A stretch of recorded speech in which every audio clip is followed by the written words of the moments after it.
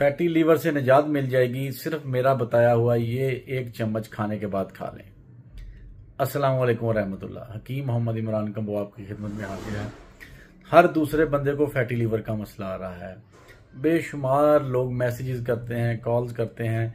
मेरा व्हाट्सएप जो है ना, उसका इनबॉक्स इसी मैसेज से ज़्यादा भरा हुआ है, हकीम साहब फैटी लीवर, हकीम साहब फैटी लीवर। कोई मर्द औरत सबको यही मसला आ रहा है। इसकी वजह देखिए, कोई भी बीमारी का इलाज बाद में होता है, पहले उसकी वजह जाने, क्योंकि जब आपको वजह पता होगी और उस वजह से आप बचेंगे तो इंशाल्लाह मर्ज आपका 90% ठीक हो जाता है। बाकी 8 से 10% जो मसला होता है ना, वो ये टूनों टोटकों से ठीक हो जाता है। तो सबसे पहले फैटी लीवर की वजह, बाजारी खाने, घर में भी अगर आप यूज़ करते हैं तो ज़रूरत से ज़्यादा चिकनाई का इस्तेमाल, वर्जिश ना करना, वॉक वगैरह ना करना, खाना खाते ही फ़ौरन सो जाना, रात को खाना बहुत लेट खाना, और आपके खानों में कार्बोहाइड्रेट भी ज़रूरत से ज़्यादा हों, उस वजह से भी लीवर पे फैट आ जाती है। और मीठे का बकसरत इस्तेमाल, मिठाइयों का, बेकरी आइटम्स का, इसके बकसरत इस्तेमाल से भी फैटी लीवर का मसला हो जाता है, हल नहीं होता, सॉरी, पैदा होता है। अच्छा, ये तो हो गया सबब। अब इसका परहेज़, मैं परहेज़ इसलिए पहले बताता हूँ, परहेज़ इलाज से बहुत बेहतर होता है। इलाज की तरफ उस वक्त जाएं जब परहेज़ से आपको फ़र्क ना हो। हमेशा लोग गलती ये करते हैं कि कोई मसला हो, फ़ौरन दवाई उठाई, मुंह में डाली और खा ली। उसका नुकसान क्या होता है कि एक वक्त ऐसा आ जाता है कि फिर दवाई भी असर करना छोड़ देती है, क्योंकि आपका जिस्म उस इम्यून सिस्टम पे फिट हो जाता है कि ये दवाई से ही मसला हल होना है, और आहिस्ता आहिस्ता वो दवाई भी असर छोड़ देती है।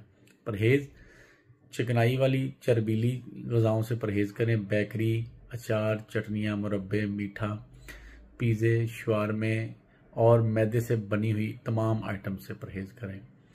और खाना क्या है, सब्जियों का इस्तेमाल ज़्यादा करें, फलों का इस्तेमाल ज़्यादा करें। खाने के दौरान इत्दाल रखें, खाने की प्लेट में सलाद का इजाफा ज़रूर रखें। और खाना उस वक़्त खाएं जब आपने सोने में कम से कम 2 ढाई 3 घंटे हो, और खाने के आधे पौने घंटे बाद 15 से 20 मिनट वॉक कर लिया करें।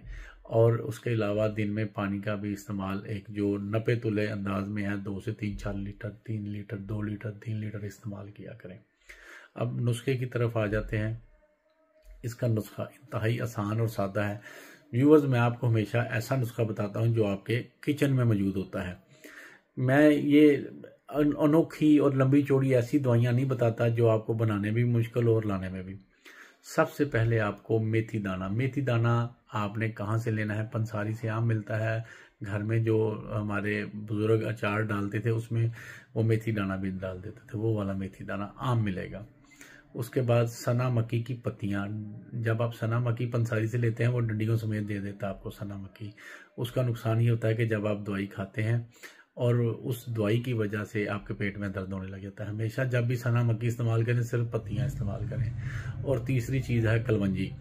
कलवंजी, इन तीनों चीज़ों को आपने बराबर वज़न लेना है। 100 ग्राम ले लें, 50 ग्राम ले लें, जितना भी लेना है, बराबर वज़न लेना है। तो वो तीनों चीज़ें लेके आपने पीस लेनी है।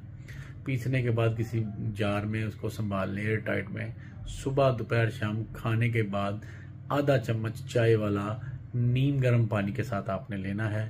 परहेज़ मैंने पहले बता दिया है, असबाब मैंने पहले बता दिए हैं, और बनाने का तरीका भी मैंने बता दिया है। दुआओं में याद रखें। इस नुस्खे को लाइक शेयर कर दिया करें, यही हमारी मतलब मजदूरी होती है। दुआओं में याद रखें। अस्सलाम वालेकुम।